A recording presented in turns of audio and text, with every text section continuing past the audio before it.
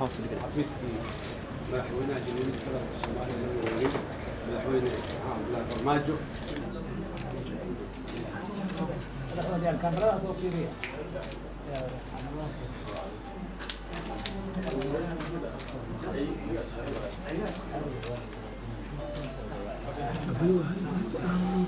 waxaan rabaa inaan u mahadceliyo shacabka Soomaaliyeed meel kasta ay joogaan. waxaan ugu bishaareynaya dawladdaani waa dawlad shacab idinka iska leh idinkaan dib idin kugu soo celinaynaa. waxaan idinka codsanaynaa inaad la shaqaysaan dawladdan oo aad gacan siisaan idinka iska leh. waxaan idinka rabaa inaad nagala shaqaysaan hadday noqoto canshuur aruurinta iyo dhaqaalaha, hadday noqoto nabadgelyada inaad ilaashataan ayaa la doonayaa dawladdan.